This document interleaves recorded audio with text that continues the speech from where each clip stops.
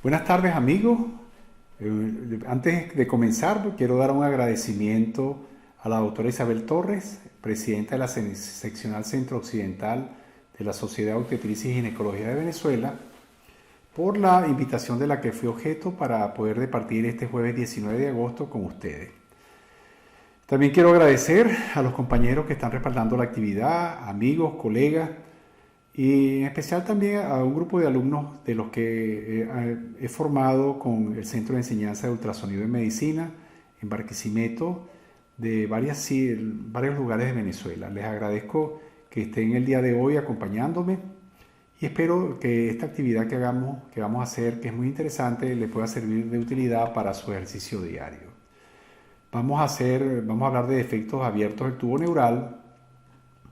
Vamos a hacer una disertación y vamos a hablar de los puntos claves para hacer screening en el primer trimestre sobre todo, y recordar un poquito lo que hacemos en el segundo y tercer trimestre, en virtud de cómo ha cambiado la medicina por la pirámide invertida de la atención o del cuidado prenatal. Tenemos que enfocarnos el estudio morfológico, funcional y también de pesquisa ha cambiado al primer trimestre para poder hacer prevención. Entonces tenemos que nosotros montarnos en esa ola y estar al día con todos los cambios que han surgido. El objetivo de este estudio es cómo hacer un eco enfocado en búsqueda de alteraciones anatómicas, un eco llamado eco diana, una ecografía diana en la pesquisa de defectos de cierre del tubo neural en el primer trimestre y luego de él, ¿verdad? Vamos a hablar de defectos de cierre. Dentro de ellos tenemos el cráneo bífido y la espina bífida. Fíjense que lo llamamos bífido porque el hueso tiene dos puntas. Y vamos a hablar de craniosquisis, que es el defecto de cierre del cráneo, y mielorasquisquisis, que es defecto de cierre de la columna vertebral. El origen de esta patología, lógicamente, tiene un origen embriológico. Esta condición congénita ocurre en el periodo de neurulación. Hay dos tipos de neurulación, la primaria y la secundaria. La más importante es en el proceso de cierre del tubo neural. Recuerden que el embrión en primeras de cambio es plano, es un embrión cilíndrico. Luego él se va a plegar para formar el tubo y forma un surco, y posteriormente va a formar un tubo que queda abierto en la parte posterior y en el extremo proximal, los neuroporos. El neuroporo anterior se cierra a las 24 semanas y el posterior a las 28. Si ocurre un defecto de cierre de la médula espinal, del canal neural, no se va a hacer la inducción de la formación del esqueleto óseo y va a haber defecto abierto, por lo cual va a haber la hernia, que es los problemas que vamos a tener en el futuro cuando ocurre este tipo de patología. Hay que recordar que lo primero que hace es hacer un plegamiento y una flexura.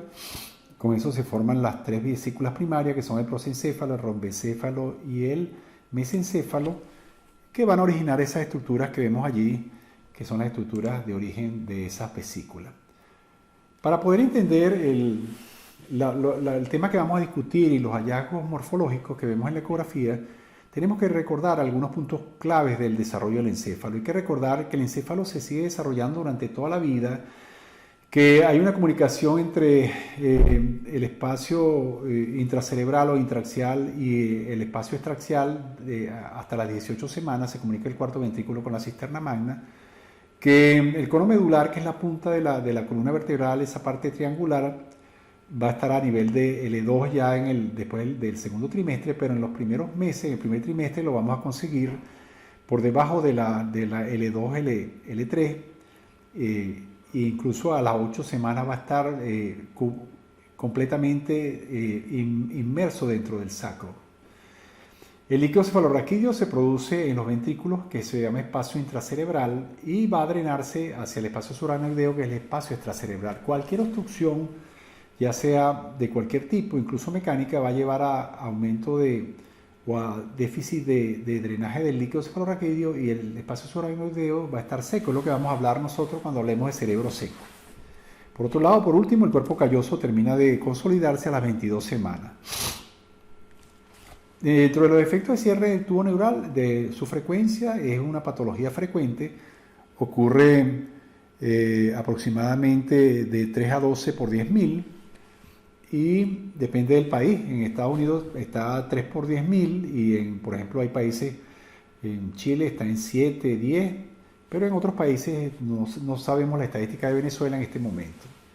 Es un proceso que es por falta de la inducción dorsal, no se induce la formación del hueso y vamos a tener eso abierto y vamos a tener patologías que van desde la anencefalia, exencefalia, acrania, malformación de Chiari y regresión caudal, y de eso vamos a colocar algunos casos durante la charla.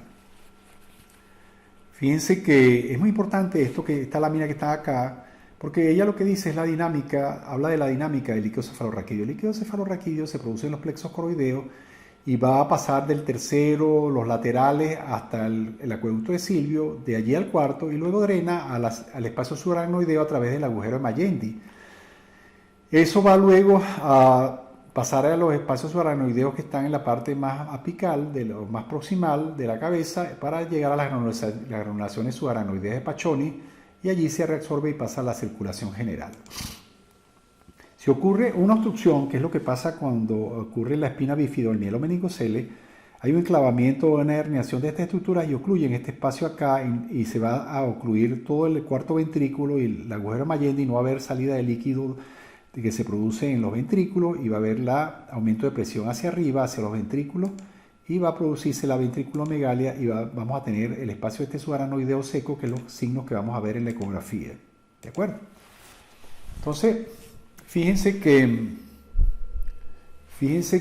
esta diapositiva es para que ustedes vean los dos espacios que hay, el espacio intracerebral y el espacio pericerebral, que es el subaracnoideo, y que ellos, a pesar de que están separados, se comunican y hay una correlación entre ellos. Fíjense que está comunicado mediante los agujeros de Luska y Magendie de la fosa posterior, y al estar ocluido va a haber un colapso de la fosa posterior y vamos a tener los signos de cerebro seco. Es lo que yo les decía. Fíjense que el líquido cefalorraquídeo se produce aquí en el tercer ventrículo y va a pasar normalmente al cuarto y va a salir por el agujero de Magendie y Luska.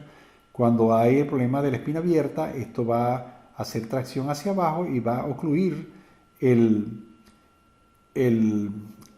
incluso el cuarto ventrículo y el agujero de Magendie, sobre todo, y el de Luska también, y vamos a tener que va a haber una herniación sobre el agujero magno que va a alterar la dinámica de circulación del líquido cefalorraquídeo. Ese líquido se va a acumular y después de las 14 semanas vamos a ver cómo vamos a tener la ventriculomegalia, porque va a haber dilatación de los ventrículos. ¿Okay? Esa es la fisiopatología y eso explica, fíjense, en la resonancia, que es una técnica que es muy buena porque ella permite ver el bosque. Nosotros con el ultrasonido tenemos que ir prácticamente segmentariamente para poder analizar, pero con la resonancia nosotros tenemos una visión generalizada y hemos aprendido hemos comenzado nosotros en medicina materno-fetal y en obstetricia a poder aprender a ver este tipo de imágenes tanto en tomografía como en resonancia, y podemos ver acá cómo podemos ver todas las estructuras en una sola visión. Entonces podemos ver incluso la fosa posterior y podemos ver más allá del cráneo, del encéfalo, hasta abajo, vemos la médula y vemos hasta las relaciones que están pasando acá, que el problema es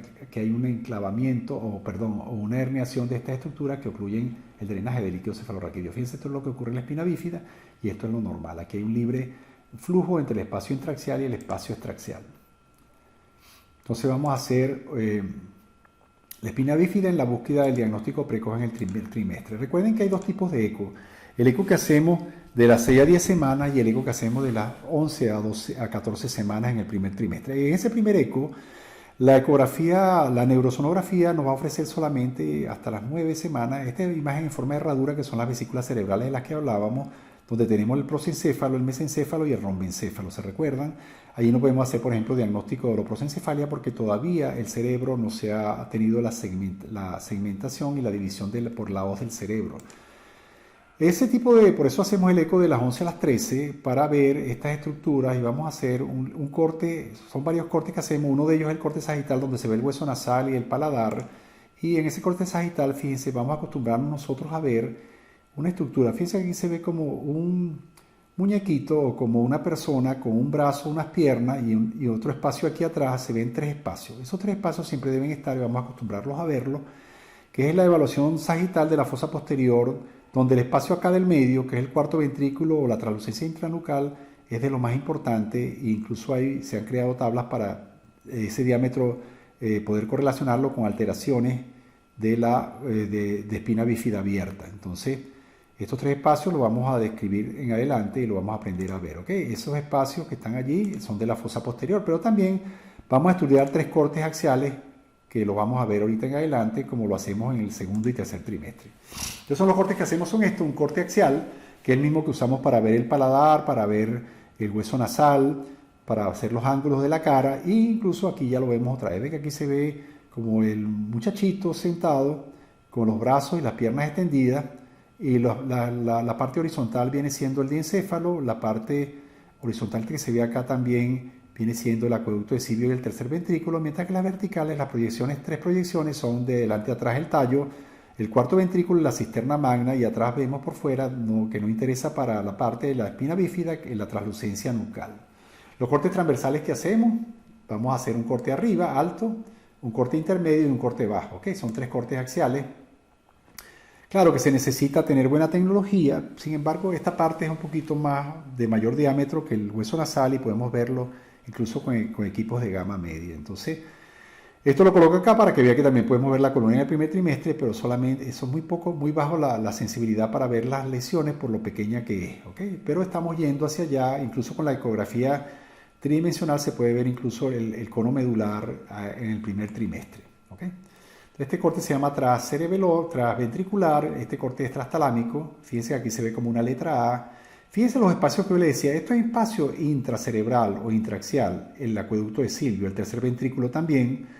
Pero este espacio que se ve por detrás del mesencéfalo es el espacio subaranoideo y siempre tiene que estar. Si el mesencéfalo impacta directamente sobre el cráneo, quiere decir que tenemos ausencia de líquido ahí, eso es un signo de espina bífida. Entonces es lo que se llama el signo del carro chocado, es en ese corte que se llama trastalámico.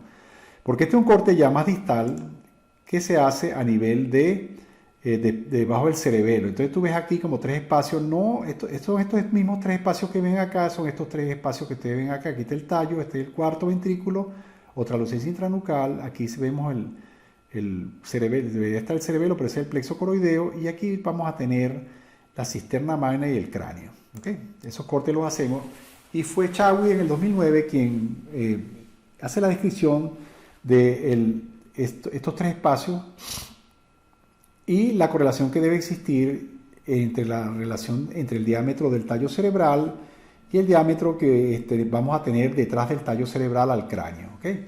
Entonces el diámetro talar debe ser menor que la distancia que hay retrotalar, o sea, la distancia que hay del tallo cerebral al cráneo. ¿Entendido? Y eso lo hizo él después, para que vean ustedes las estructuras que tienen que aprender a ver. Esa primera estructura, que es la cabeza del niño, que vemos allí, es el tálamo, ¿verdad? Luego vemos una estructura horizontal, que es el acueducto de Silvio. Aquí está el tercer ventrículo. Estas verticales, de delante a atrás, la primera es el tallo cerebral, ¿ok? La segunda es el cuarto ventrículo, y la tercera de delante a atrás es la cisterna magna. Hay una separación entre el cuarto y la cisterna magna, que es el cerebelo en esta edad del embarazo, solamente esta partecita, porque esta parte es plexo coroideo. Y por último vemos la cisterna magna. A veces vemos la comunicación entre la cisterna y el cuarto ventrículo normal en el corte sagital, que es el agujero de Magendie. Por último vemos un espacio que es la translucencia nucal. ¿Okay? Todas las estructuras las vamos a ver en ese corte sagital, y deben tener esa proporción aproximadamente, donde el tallo es de mayor diámetro que los otros dos que están por detrás de él. Ya en el 2011 hace una evidencia Chagui haciendo un trabajo prospectivo con un grupo control y un grupo que tenía espina bífida, y él dice que con el CRL también debe aumentar el tallo cerebral y la distancia que hay del tallo al hueso occipital, o sea, la distancia retrotalar. En el grupo control eso lo hizo normalmente el feto, aumentó el diámetro del tallo y aumentó también la distancia retrotalar.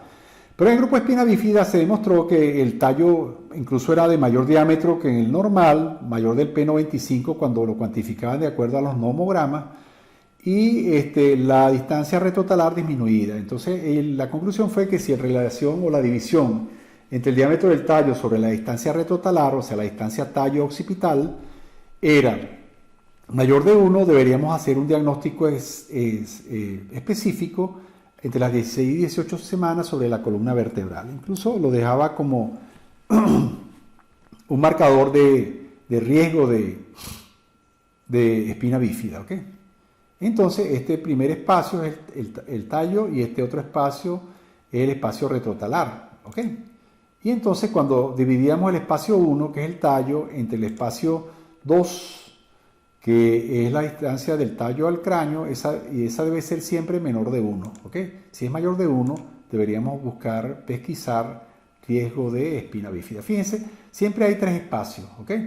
Y los 3 espacios son el tallo, el cuarto ventrículo y la cisterna magna. ¿Ok?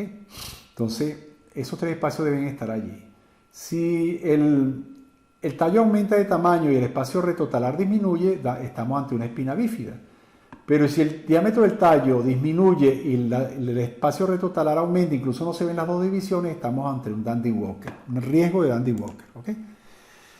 También se hicieron tablas específicas para el cuarto ventrículo. Esas tablas están de acuerdo a la longitud craneocaudal para colocarlas en un promedio y en una mediana.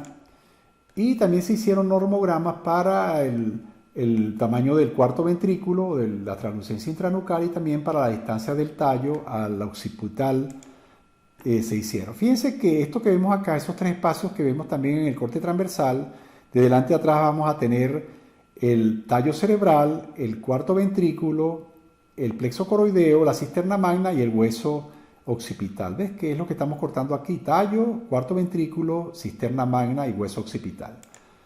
Ok, entonces esos son los cortes que debemos hacer. Entonces el protocolo ecográfico Diana son 3 cortes axiales. Okay, uno que está sobre los ventrículos, otro que está sobre, como le decía yo, sobre el tallo cerebral o sobre el mesencéfalo. Fíjense que aquí parece una letra A. Este es el corte trastalámico. Y aquí vamos a tener, esta parte de acá son los tálamos, aquí está el tercer ventrículo, aquí está el acueducto que debe ser cuadradito, y es como una letra A. Fíjense que parecen los pies de la letra A, son la parte donde están los pedúnculos y el tálamo, y la parte proximal o la cabeza de la letra A es donde están los pedúnculos, perdón, el techo, el tectum, y vamos a tener también el acueducto de Silvio. Fíjense que hay un espacio siempre separándolo en ese corte que es a este nivel, un poquito alto, por debajo del transventricular, del hueso, y ese es el espacio subaranoideo que no debe estar seco. Por último, un tercer espacio donde vamos a ver tallo, cuarto ventrículo, cerebelo o plexo coroideo y la cisterna magna. Eso es lo normal. Y la distancia retrotalar, los diámetros del tallo, que lo estudiamos ahorita en este momento. ¿Okay? Entonces aquí son los mismos espacios, ¿verdad? No vamos a hablar mucho más de él porque es lo mismo. Y fíjense que nosotros con el Eco 2D podemos hacer, yéndonos en un barrido axial, con una pequeña angulación del transductor, podemos hacer un barrido y podemos tener los tres cortes de una vez desde arriba, empezando de los ventrículos, que es el que viene ahora, que vamos a ver. Este es el transventricular, el primero que aparece. El transventricular después vamos al trastalámico, que ven la A ahí, y por último vamos a ver los 3 espacios que incluso se ve cómo se comunica el cuarto ventrículo con la cisterna magna. Esto ya con la ecografía 3D nos ha ayudado mucho porque mejora la resolución con cortes muy, muy pequeños, incluso menores de 1 milímetro. Fíjense que aquí vemos parecido, pero en forma ya volumétrica, el diencéfalo, el tercer ventrículo, el acueducto de Silvio, el cerebelo, yendo de arriba abajo, ¿verdad? El plexo coroideo, y fíjense cómo se comunica a través del agujero de Magendie, el cuarto ventrículo con la cisterna magna. Esta comunicación va a permanecer ahí hasta que el cerebelo crece y oblitera la parte lateral, dejando en el centro el agujero de Magendie. ¿Okay? Como estamos en el centro, estamos viendo ahí el agujero de Magendie, y aquí está el espacio. Este espacio que se ve aquí es el espacio subaranoideo. Entonces ahí también se puede hacer diagnóstico. Incluso hay comunicaciones nuevas donde hay el juego que hay entre el tallo y estas estructuras acá en relación con Dandy Walker, con otro tipo de patologías de la fosa posterior, el quiste de Blay, por ejemplo. Esto es importante porque ya la ecografía 3D nos está ayudando mucho. Estos son los 3 cortes. Si hacemos un corte aquí tenemos el transcerebeloso, si hacemos uno aquí en el medio tenemos el trastalámico, si hacemos otro abajo vamos a tener el transcerebeloso, Aquí vamos a tener el trastalámico y aquí abajo vemos la comunicación esta. Si cortamos aquí vemos esta comunicación, ¿ves? Entre el cuarto ventrículo y la cisterna magna. Fíjense acá que nosotros tenemos en este corte, son cortes hechos sagitales, este es un corte del doctor Meger. Fíjense que ahí están los tres espacios, cuando están proporcionales en esa forma y el tallo es de menor diámetro que la distancia retrotalar, estamos ante un cuadro normal, igual que este que está acá. Sin embargo, este es un caso nuestro en el cual había una espina bífida que veremos más adelante, ¿ves? Que solamente predomina el tallo, ¿ok? Y aquí lo que es normal, el corte transventricular normal, donde se ve líquido cefalorraquídeo dentro del ventrículo, incluso se ve acá este pequeño espacio que es el espacio subaranoideo. Este lo saqué de Chagui, del trabajo del 2020, donde habla de que el plexo coroideo se ve tan grande que parece en relación con el cráneo, en comparación con lo normal, donde se ve que es mucho más pequeño. Pero sin embargo hay excepciones en las cuales puede haber líquido cefalorraquídeo en el ventrículo ya produciéndose hidrocefalia. El corte transtalámico normal, donde vamos a ver la letra A que le decía yo, que es el corte transtalámico, donde aquí están los tálamos, estos son los pedúnculos y aquí está el espacio subaranoideo. Y aquí donde esa misma A se ve impactando sobre el hueso, que se ve como aplanado porque hay ausencia de líquido en el espacio subaranoideo. Este es un signo de espina bífida y hay que buscar espina bífida, ¿ves? Igual en el corte sagital, cuando ustedes ven predominio del tallo sobre el espacio retrotalar, que lo ven acá, que aquí está normal y aquí está normal en el corte axial. ¿Okay? Entonces tenemos cortes axiales y corte longitudinal. Esto es una descripción que hizo Chagui del corte trastalámico, donde se ve normalmente el cráneo separado del mesencéfalo, que aquí tenemos el acueducto de Silvio, y cuando hay espina bífida, cómo hace coalescencia e impacta como si fuese un carro chocado, ¿verdad? Como se deforma incluso y se aplana impactando contra el hueso occipital. Eso lo va a hacer en el Chari, lo hace mucho todas esas estructuras que están comprimidas en esa fosa posterior y van a causar alteraciones incluso de espesor del cráneo y modificaciones dentro de remodelación del cráneo en los fetos con hidrocefalia en el postnatal. Esto es un trabajo del año 95 donde se empezó a relacionar para buscar tempranamente diámetros y áreas tanto de los plexos coroideos como de los ventrículos laterales. Fíjense que en el trabajo de Chagui el plexo coroideo en relación con la longitud incluso que esto es un cerebro seco, esto es anormal, todo esto es anormal. Fíjense que el plexo coroideo se ve como rellenando todo el ventrículo. Después, esto es el trabajo de Chagui del 2020, donde coloca 3 fetos normales, donde se ve el líquido cefalorraquídeo normal dentro del ventrículo y también se ve en el espacio extraxial, en el espacio subaracnoideo, contra este que se ve prácticamente obliterado todo el espacio, tanto el ventrículo. Eso es entre las 11 a 13 semanas, porque después de las 13 semanas comienza a ver ya la acumulación de líquido por la obstrucción que hay a nivel, por la impactación o por la hernia de las estructuras de la fosa posterior que alteran la dinámica del líquido y empieza a ocurrir la hidrocefalia. Entonces él, en ese trabajo que dice razón del plexo coroideo sobre esos diámetros del occipito frontal y circunferencia cefálica, correlacionándolo con la cabeza del feto, dice que debe considerarse como una sugerencia para incitar al examinador a evaluar minuciosamente la fosa posterior, porque tiene secciones. Hasta que no exista evidencias tipo A o trabajo prospectivo, no lo recomienda incluirlo, sino simplemente es conveniente. Fíjense, lo normal, se ve el plexo coroideo rodeado de líquido cefalorraquídeo, y en los casos de espina bífida el plexo coroideo incluso se ve más grande y no se ve el líquido rodeándolo en ese corte, ¿okay? Signo del cerebro seco. Ese es el signo que la ausencia de líquido pericerebral en la espina bífida abierta hace lucir grande el plexo coroideo respecto a la cabeza. Tómese como recomendación para buscar espina bífida a falta de trabajo prospectivo. Esa es la recomendación de ese trabajo. Y bueno, vamos a hablar un poco de espina bífida. Recuerden que hay 2 tipos de espina bífida. Nosotros hemos hablado y muchas personas que hacemos radiografía le vemos que le faltan elementos óseos, pero no tienen ni siquiera alguna protrusión en la parte posterior de la espalda. Sin embargo, hay espina bífida abierta y espina bífida cerrada. Dentro de la espina bífida cerrada tenemos oculta y otras con masa. Por ejemplo, el meningocele es una espina bífida cerrada porque está cubierta por piel, pero no tiene hueso, le falta un pedazo, o sea, una porción del hueso que es la que cubre la parte posterior de la columna. En el mielomeningocele sí es una espina bífida abierta. De los abiertos tenemos el mielocele, mielomeningocele y el mielocistocele. El mielocele es que la médula sale completa en la herniación, todo el cordón. En el mielomeningocele sale La cola de caballo puede salir también parte de las meninges, y en el mielocistocele sale la parte anterior recuerden que la columna vertebral tiene un canal, y eso allí incluso sale parte del canal y otra parte de la médula espinal queda dentro del canal. Eso es más frecuente en el área lumbrosacra, es infrecuente de localización anterior. Vamos a tener también defectos abiertos a nivel anterior, a nivel por ejemplo, de los pedículos o parte del cuerpo vertebral. Es menos frecuente eso, los tenemos ahí, hay un caso que les voy a mostrar. Y la recurrencia va a ser la primera vez, hay que decirle que hay un 5%, y en la segunda vez un 10%. El pronóstico depende de la magnitud y de la altura de la lesión. ¿Ok? Nosotros por el eco podemos ver si hay movilidad o no, si hay, sobre todo esos efectos que tienen deformidades de los pies, pie equino, van a tener un pronóstico peor, porque ya está hablando de un déficit de la neurona motora anterior. Este es el resumen que le traduje de los tipos de espinas abiertas y cerradas. Las espinas cerradas son esas que ustedes a veces ven como un mechón de pelo o ven un seno dérmico ahí, a veces se asocia con eso, pero las espinas bífidas cerradas, el 10% solamente va a tener sintomatología de debilidad en los pies y problemas de trastornos de los esfínteres, porque quizás allí tenemos problemas nosotros.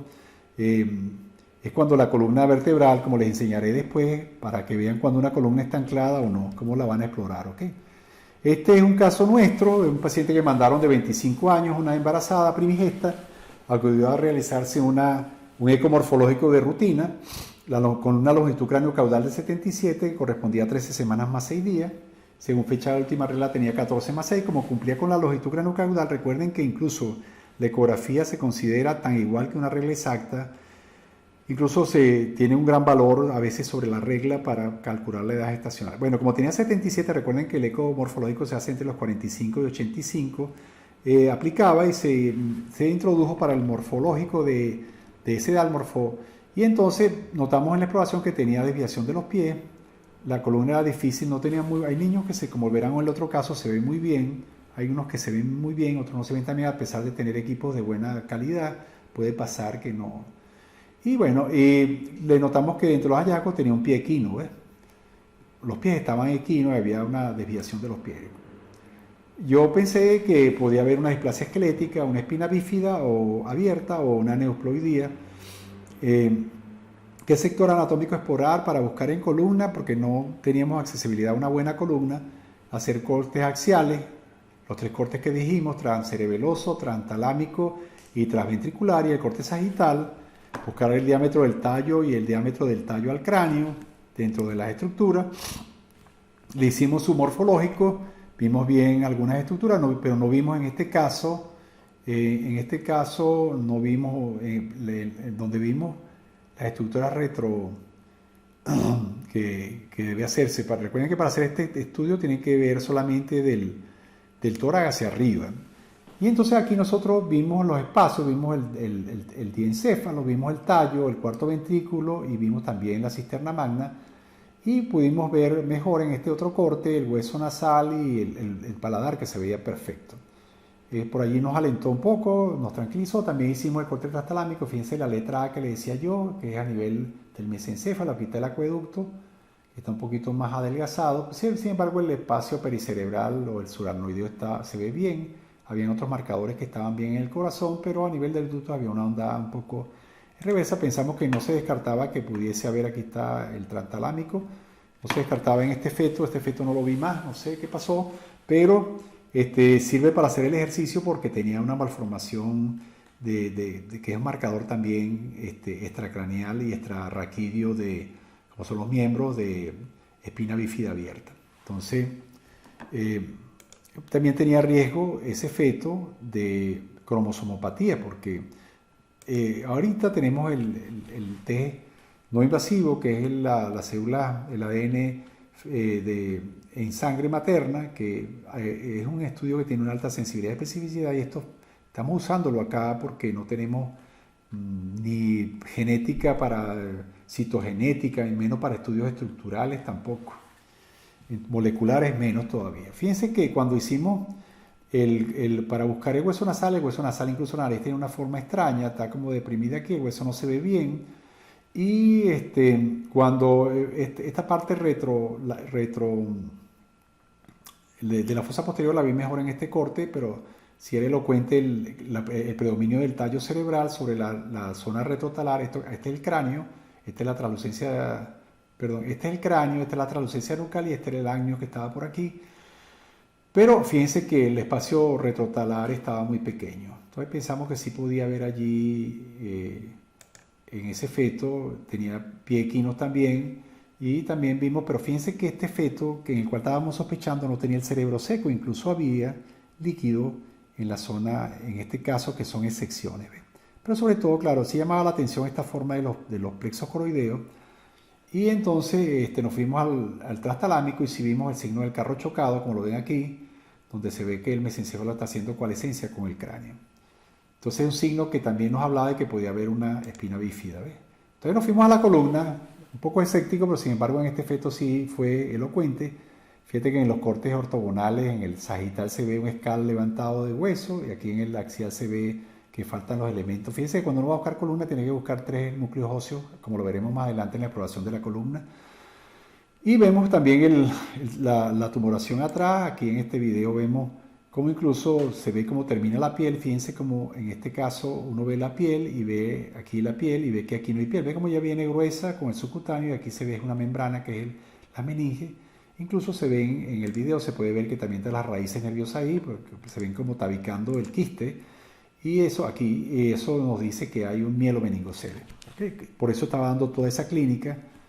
Pero este feto no solamente tenía esto, también tenía una mola, que esto es muy sugestivo de una neuploidía, por eso el paciente iba obligatoriamente a estudios genéticos, y tenía esta mola embrionada, tenía esta alteración del conducto venoso, fíjate, varios marcadores de aneuploidía, y tenía una comunicación interventricular a las 13 semanas y algunos días en la con longitud craneocaudal. Fíjense cómo se ve el agujero oval, el tabique se ve bien, el tabique interventricular tenía una comunicación en el sector membranoso en esa zona. Y incluso lo podemos ver en el video, en una forma muy, aquí en esta zona, vamos a ver la comunicación en este caso. ¿Ok? Entonces, eso es lo que veía la comunicación interventricular. Entonces, esta señora no se hizo estudio, eso fue en el 2015, y ella terminó con la gestación en otro contexto, según me dijo su hermano. ¿Ok? Entonces la espina bífida, en el segundo y tercer trimestre vamos a tener otros marcadores, ¿de acuerdo? Vamos a tener la resonancia, como les decía, es muy interesante porque ella nos va a permitir ver el bosque. Nosotros no vemos el bosque, vemos es la rama con el ultrasonido. Hacemos un estudio fragmentado y es difícil. Y nos permite ver, por ejemplo, una fosa posterior libre, con buena comunicación y drenaje de líquido hacia el espacio subaracnoideo. Y aquí en un caso de espina bífida abierta, como está herniada en el foramen magno, tanto el tallo como el vermis cerebeloso, la amígdala, y como está también obliterada e incluso herniado en la parte distal del sistema ventricular de este feto. ¿Okay?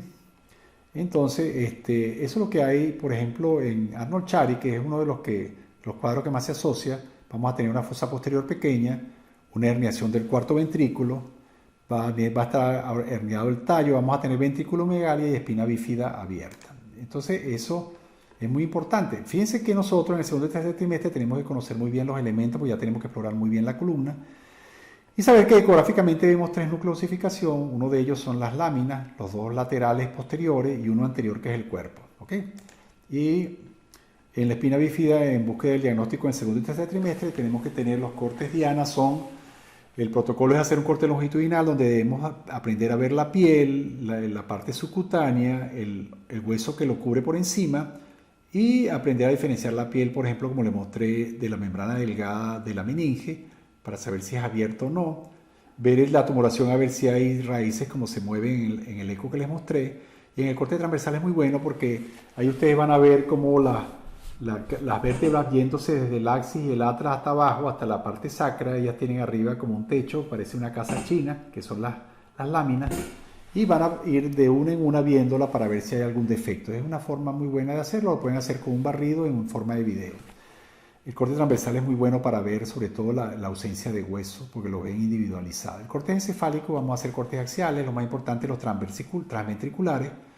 Para medir el ventrículo lateral, recuerden que va a haber ventriculomegalia, y el transcerebeloso, donde vamos a ver los signos del cambur y del limón, y menos importante es el sagital en estos casos. Estos son los protocolos para ver los cortes axiales, que es lo que hacíamos tradicionalmente, y ahora hemos pasado a como lo hacemos el eco transfontanelar, hacer cortes a nivel trascaudado, el transtalámico, y el corte posterior o a nivel del transcerebral. Esos son cortes que hacemos de delante a atrás en cortes axiales, y corte sagital y un corte parasagital, que es el corte a 25 grados, donde vemos el plexo coroideo y vemos el tálamo y el núcleo caudado, la cabeza del núcleo caudado.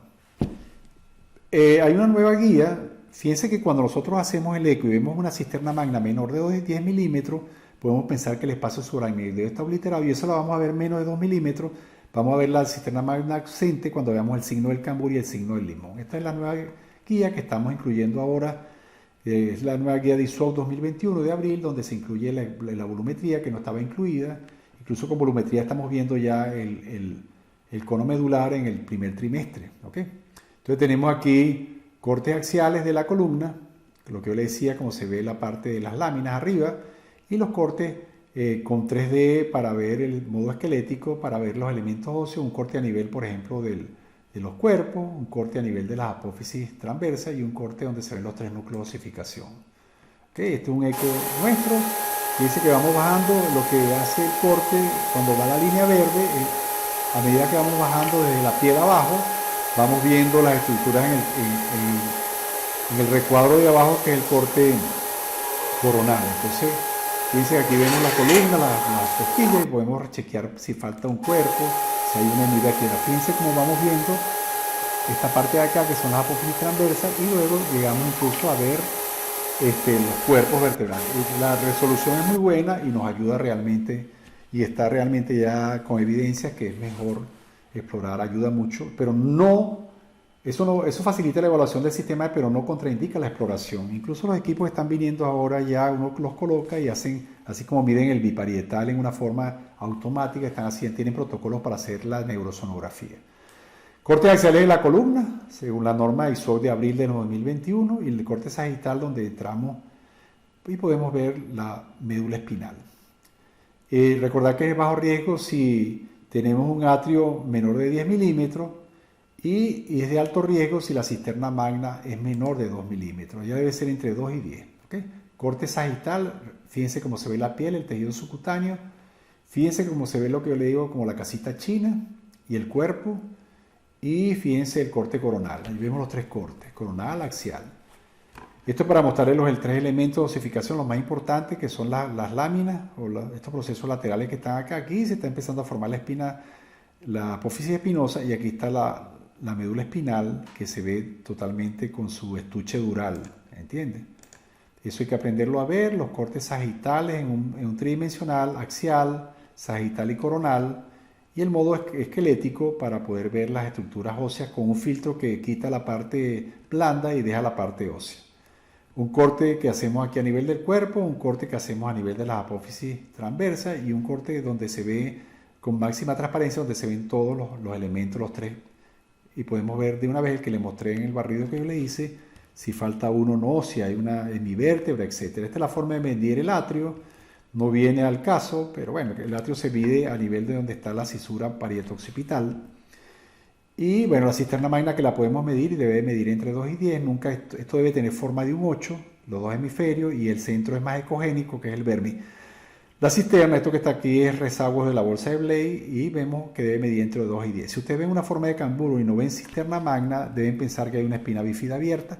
Estos son cortes entrando no por el bregma, sino ya por la fontanela, por la landa, por detrás, para ver la fosa posterior. Fíjense que estamos incidiendo en esta forma. Incluso ahí se va a ver mejor el cerebelo, la cisura primaria, y vamos a ver el ángulo entre el cerebelo pontocerebeloso, que si está muy levantado, más de y la cisura, la tienda del cerebelo está verticalizada, vamos a poder tener signos de espina bífida también ahí en ese corte. Otra vez 3D con el modo OmniView para poder ver la parte sagital en el centro. Vemos el cuerpo calloso, vemos, muy importante para ver la agenesia del cuerpo calloso. Bueno, nos estamos saliendo un poquito del tema, que no es lo que estamos hablando, discutiendo hoy, que es la espina bífida. Entonces, como le decía yo, la espina bífida puede ser, puede ser cerrada, oculta, como esta donde falta el elemento óseo posterior, pero no está herniado el elemento nervioso. Esta donde está herniado solamente los meninges, que es el meningocele, y está cubierta por piel. Y esta, bueno, que está mal puesta porque no está cubierta por piel, que es el mielomeningocele. ¿Ok? Casi todos siempre tenemos mielomeningocele. Ese que les mostré es un mielomeningocele. Aquí una espina bífida donde faltan estos elementos óseos, lo que hay es un cordón fibroso, pero es cerrada y oculta. Esta es cerrada pero con tumoración, y esta es abierta, cubierta solamente por meninge. ¿Ok? Y recordar que dentro de las espinas bífidas ocultas vamos a tener un problema, que es el anclamiento, que ya les voy a enseñar cómo se ve. Les voy a mostrar, yo sé que muchos de ustedes saben, pero aquí hay estudiantes y bueno, yo creo que el provecho de la conferencia es para eso. Fíjense que vamos a tener la columna vertebral, tenemos el cono medular, y este es el estuche dural, que está recubierto por líquido cefalorraquídeo. Vamos a tener uno normal donde están cubiertas por sus huesos. Aquí faltan huesos, o sea que hay una espina bífida que en este caso solamente lo que está egresando es parte, no llega a producir una protrusión, por eso es una espina bífida cerrada, pero sí parte de la meninge un poquito se vierte un poquito, pero no lo llega a ser, es una espina bífida oculta. El 10% solamente de las espinas bífidas ocultas van a tener sintomatología que puede ser leve a grave, que por lo general es leve, que es debilidad en las piernas, incontinencia urinaria o fecal, etc. Y deformidad. Pero por eso hay que aprender a ver la columna para ver si hay médula anclada. En el meningocele, que es espina bífida cerrada, y esto ya es un mielomeningocele porque hay parte de la médula metida dentro y no está cubierta por piel. Ahí sí está bien descrito. Aquí están todos los hallazgos de espina bífida abierta en el Charis, son 16 hallazgos. Y incluso aquí hay una siringomelia, porque está dilatada el canal, se llama siringomelia la dilatación del canal medular. Bueno, recuerden que el tipo de Charis son 6 tipos de Charis, el más frecuente es el 2, que es el que vemos nosotros, y ahí vamos a tener disrafia espinal, vamos a tener cabeza de limón, signo de la banana, vamos a ver ahorita un Charis, desviación y movilidad, alteración en el grado variable en los miembros inferiores, va a haber herniación del cerebelo, del tallo, del cuarto ventrículo, remodelación del hueso, hidrocefalia, ¿ok? Etcétera, ¿ok? Pero nosotros vamos a chequear fosa posterior, vamos a ver el cerebelo. Fíjense que este cerebelo tiene forma de cambur, y la cisterna magna está obliterada por el espacio subaranoideo seco, por la falta de aporte del espacio intraxial, y vamos a tener este cerebelo en forma de cambur, no va a tener forma de 8 como normalmente se ve. Vamos a tener también el signo de la cabeza de limón, y vamos a ver, claro, directamente, ya vemos el signo directo, que es la espina bífida abierta. ¿Ok? Podemos tener espinas bífidas incluso en la parte proximal, o como se ve aquí, o en la parte distal, como se ve acá. O sea, hay diferentes tipos. Fíjense que esta es abierta porque se le ven los componentes de la cola de caballo en ese caso. Más casos de Charis, cabeza de limón, ventriculomegalia, y aquí se ve que faltan los elementos, tan solo nucleosificación, no están los núcleos posteriores. Esto, cifosis, escoliosis, que puede ocurrir por bivértebras también que están asociadas allí. Fíjense que aquí hay un defecto abierto, y es tan abierto que la columna vertebral no se completó su formación, llegó más o menos hasta la región dorsal, faltó la región, es una agenesia no solamente sino lumbar y sacra. Ahorita también vamos a ver un caso de agenesia sacra, y eso ocurrió por una banda amniótica, parece cordón pero no es cordón, es banda amniótica, que lo demostramos cuando le pusimos el Doppler, y produjo una falla del cierre de la cavidad corporal en la parte dorsal, y llevó a esa espina bífida abierta, pero con una malformación demasiado bizarra, grosera, pues propiamente dicha. Esto es lo mismo, más casos de Charis, fíjense con la alteración de los pies.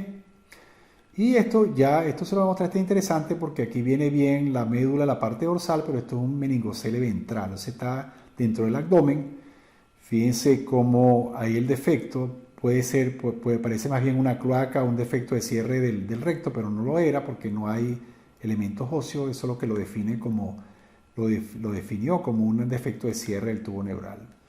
Entonces, bueno, aquí había un video, no sé, no está corriendo, pero se demostraba muy bien, bueno, está corriendo acá, cómo no está cubierto fíjense, aquí no hay hueso. Entonces, y además en este corte vemos la vejiga y aquí vemos el defecto, o sea que aquí se ve la vejiga, no era la vejiga, y entonces era un meningocele ventral. Esto es para que aprendan a ver cómo es una médula anclada. Fíjense, cuando vean la columna vertebral van a ver los elementos óseos, el cuerpo, los elementos posteriores, y tienen que aprender a ver la piel. La piel es gruesa y ella va a tener un subcutáneo. Este bebecito era gordito y la piel llegaba hasta aquí y aquí estaba el defecto abierto. Fíjense que cuando la columna está levantada así como un escorpión que tiene la colita levantada, o sea que es el cono medular y tiene líquido por debajo, eso es una médula anclada.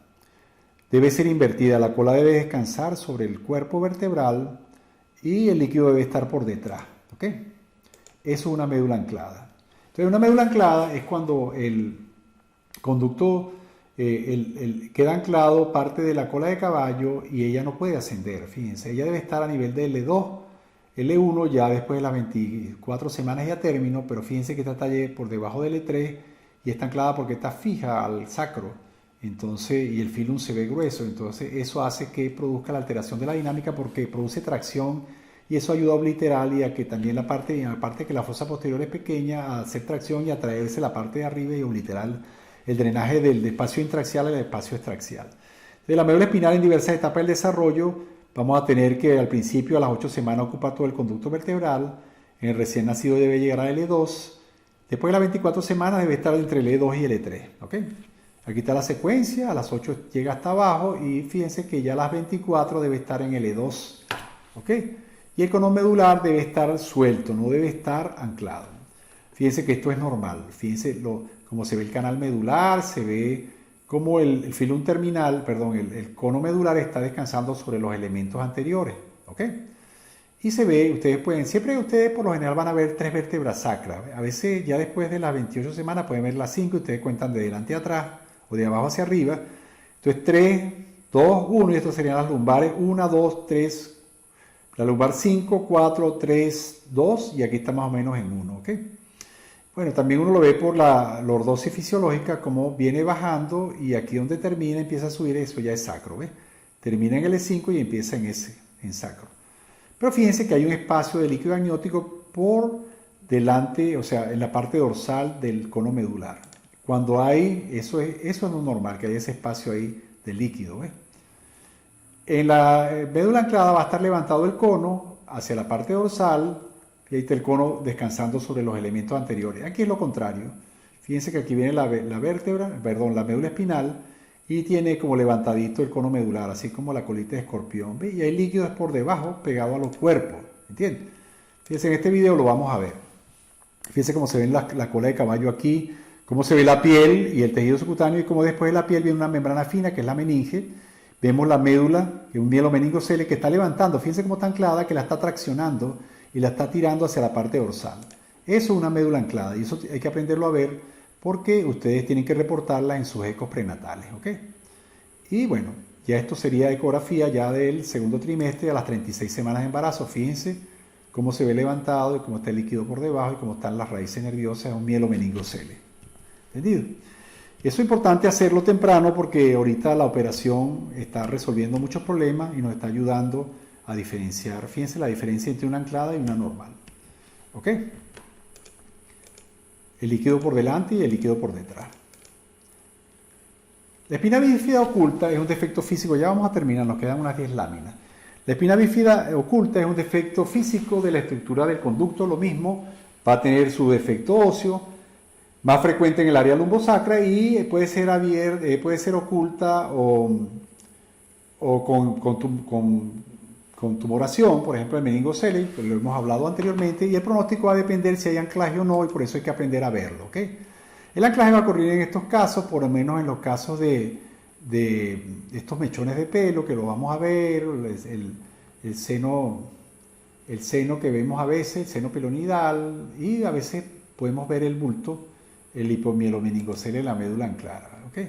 La resonancia es contributoria, por lo que yo le decía, que nos permite tener una visión. Sin embargo, ya el ultrasonido se ha establecido como el gold estándar, igual que la evaluación de las masas pélvicas. El ultrasonido es el que debemos usar para evaluar el ovario. La tomografía y la resonancia para ver metástasis a nivel del intestino o para ver la evaluación de los ganglios. Pero el ultrasonido para evaluar la tumoración no tienen por qué mandar otra imagen que no sea ultrasonido para ver la tumoración propiamente dicha. Esto es una médula anclada en una espina bífida cerrada, en una espina bífida oculta.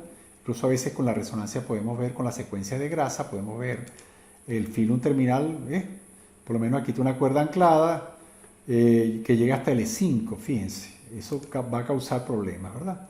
Podemos ver también meningolipomas del filum terminal y podemos ver también la siringomielia, que es como una hidrocefalia, pero de la médula espinal, ¿ve? Y va a destruir el parénquima a la larga y va a dar mucho problema de neurona anterior.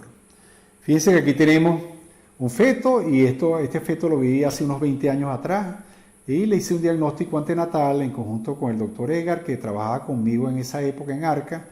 Hicimos la autopsia de este feto y tenía una agenesia sacra. La agenesia sacra es una patología que se asocia mucho a diabetes y va a tener ausencia del sacro. El diagnóstico lo hice ecográficamente, le hice un eco tanatofórico también, tanatológico, para ver signos, para buscar otras alteraciones, y después hicimos la autopsia y en esta autopsia me ayudó el doctor Edgar Álvarez y demostramos que la columna estaba totalmente truncada, había una agenesia del sacro, pero no llegaba a ser lo que se llama la sirinomielia, ¿verdad? Fíjense, esto que vemos aquí es diastematomelia. Para terminar con columna, la diastematomelia es una patología en la cual la columna se divide en dos. La columna se divide en dos áreas. Fíjense, hay un ensanchamiento. Los elementos laterales se separan por un espolón óseo, que es una malformación congénita. Incluso el cordón medular se divide en dos. ¿Okay? Puede ser abierto y puede tener alteraciones de hidrocefalia y siringomielia, ¿de acuerdo? Fíjense cómo se ve en resonancia, se ven los dos cordones en una forma y también no se puede ver tan bien el espolón óseo, pero eso se ve mejor con tomografía, porque la resonancia no tiene muy buena resolución para ver hueso. Es como la ecografía, es buena para tejidos blandos. Recuerden que tenemos ahora las intervenciones, tenemos que estar preparados para hacer diagnóstico temprano porque se pueden comenzar a operar la espina bífida abierta del mielomeningocele desde las 19 semanas en adelante. Entonces hay trabajos donde se ha demostrado que la operación postnatal va a tener, si operamos a que nazca el niño, vamos a tener menos secuelas maternofetales por problemas de ruptura de membranas, parto prematuro, corionionitis, ese tipo de problemas, pero vamos a tener un feto que va a tener 50% menos de posibilidades de autofuncionalidad. Ese es el trabajo que lo presentaron en el Congreso de Perinatología de este año, de junio. Y hay dos tipos de reparación antenatal, por histerectomía abierta y por fetoscopia. Fetoscopia se ha visto que hay un poco más de problemas de ruptura de membrana y de parto prematuro, porque se tienen que utilizar 4 puertos. Sin embargo, el destino de esto va a ser la endoscopia, el cierre percutáneo. La operación es sencilla, se coloca, se debrida la parte de la piel y se va a colocar un parche en el defecto sobre la placoda abierta. Se abre la meninge y se coloca esa cobertura que tiene biocelulosa, tiene una parte de silicón y alguna parte de piel en los defectos grandes. En los defectos pequeños solamente colocan biocelulosa sobre la parte de la placoda neural y lo cubren con la piel porque puede dar para cerrar, pero cuando es muy grande, ese efecto grande, se colocan parches dobles o parches triples que ayudan a regenerar piel. Recuérdense que hay más independencia ambulatoria en la reparación prenatal que en aquellos que se hicieron postnatal. La reparación fetoscópica mostró no diferencia en la ambulación, o sea, en la deambulación, cuando se comparó con la abierta. ¿Okay? Tiene un poquito más de morbilidad. Esto es lo que se hace con la laparoscopia: se abre la meninge, se reseca y se puede colocar un parche en los pequeños, se puede cerrar, se coloca un parche simple y en esto se coloca un parche grande y se deja que la piel se regenere sobre la placa inductora que es la placa esa que tiene celulosa. Para terminar, vamos a hablar del efecto de cierre del cráneo. Es sencillo y fíjense que tenemos que tener cuidado. Aquí no es que falta cráneo, sino que el hueso da una sombra y no se va a ver el cráneo. Nosotros sabemos que ahí es un artefacto acústico, mientras que acá se ve claramente que hay un cráneo bífido, hay dos puntas y hay un defecto de cierre, en este caso con un meningocele craneal, no encefalocele porque no había líquido cerebral. Entonces también vamos a tener meningocele craneal cubierto por cuero cabelludo o piel de la cabeza, y vamos a tener mielomeningocele cuando está cubierto cuando hay elementos nerviosos saliendo por la hernia, pues. Y dentro de los encefaloceles o defectos de cierre del cráneo tenemos la anencefalia, la cránea, la secuencia craneal. Primero, muchas veces cuando falta el cráneo hay tejido cerebral que por cierto no es normal, es un tejido primitivo y ese tejido se va a reabsorber, se va a destruir por la exposición ante el líquido amniótico y va a llevar a la secuencia de acrania, anencefalia, exencefalia, craniorasquisquisis, ¿ves? Sin embargo, vamos a tener también otras patologías como la encefalocele y inencefalia, y que son estas patologías que tenemos acá, ¿la ven? Tenemos acá un encefalocele, pero cubierto por piel, un meningoencefalocele, y vamos a tener también los mielomeningoceles, pero craneales, por lo menos este es abierto, ¿ok?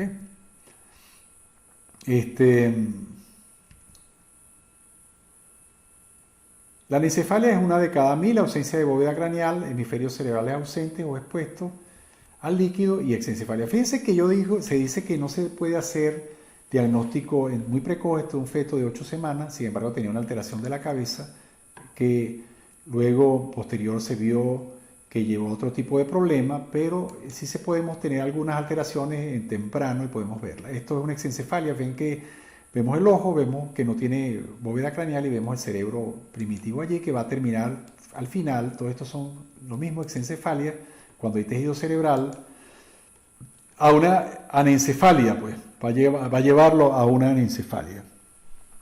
¿Entendido? Entonces, el encefalocele, recuerden que se llama el cráneo bífido o la craniorasquisquisis, puede ser de puro meninge o meningocele, o puede ser totalmente con tejido cerebral. Más frecuente es el occipital, ¿ok? Son diagnósticos sencillos porque uno lo ve, que hay, por lo menos aquí hay un encefalocele occipital, porque tiene tanto meninge como tejido nervioso. Este era el video, no corrió, este es cortesía de la doctora Lemoña, que trabaja conmigo en la unidad de materno-fetal de aquí de la Clínica San Javier. El encefalocele occipital, fíjense que el hueso llegó hasta aquí, ¿de acuerdo? Y vemos cómo falta aquí el hueso en un meningocele cerebral. El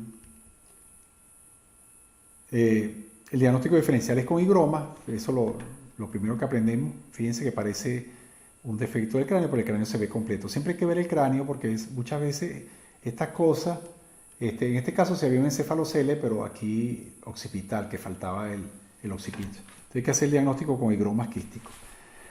La idiocefalia, ya es el último caso que vamos a hablar, es un defecto también de la columna vertebral, puede ser abierta o cerrada. Es una deformación por donde hay una lordosis exagerada de la columna, en la parte cervical, que va a llevar a que el cráneo haga contacto incluso con la espalda. Tiene muy mal pronóstico, la anencefalia prácticamente es mortal. Y aquí hay varios casos. Este es un caso nuestro donde había también, era abierta, una anencefalia abierta. Incluso se ven las lesiones en los pies en este caso. Ya terminando, entonces, las conclusiones es que los defectos de cierre del tubo neural debemos buscar el diagnóstico precoz en el primer trimestre, no el diagnóstico, sino los signos sugestivos. Porque muchas veces lo que vemos son esos signos sugestivos y no podemos demostrar la lesión en la vértebra, entonces tenemos que hacer un eco en 2 tiempos. El diagnóstico puede ser en 2 tiempos. Cráneo bífido o encefalocele. El eco entre las 11 y 14 semanas tiene una excelente sensibilidad y una especificidad para cráneo bífido. En la espina bífida es difícil verla, solamente el 10% se ve. Vimos un caso ahí del primer trimestre. Se observará con más frecuencia después de las 14 semanas. ¿Ok? Y en el primer trimestre tenemos signos indirectos como el diámetro de la translucencia intranucal, la ausencia de la translucencia intranucal, que se deben corroborar con estudios específicos de la vértebra en un segundo tiempo, la disminución de la distancia tallo-cráneo, como lo vimos, y después de las 16 semanas en la columna la debemos hacer los cortes que ya vimos, ortogonales, axiales, longitudinales y coronales, viendo esos tres elementos óseos. Y en el cráneo vamos a ver los elementos como el cráneo en forma de limón. Bueno, y el signo del cambur, que es el cerebelo impactado en la fosa posterior. Bueno, con esto terminamos y les agradezco el tiempo de los que tuvieron la amabilidad de acompañarnos y espero que les haya sido útil y espero volverlos a acompañar en otra oportunidad. Muchas gracias, doctora Isabel, por su oportunidad y estoy muy feliz de haber visto y de saber que hay muchas personas en este momento que le aprecian a uno y que han sido alumnos y comenzaron jovencitos y de hace unos 23 años atrás y ahora comenzamos jóvenes y ahora tenemos una experiencia muy grande, lo diremos en esa forma, somos unos veteranos. Muchas gracias a todos y hasta luego.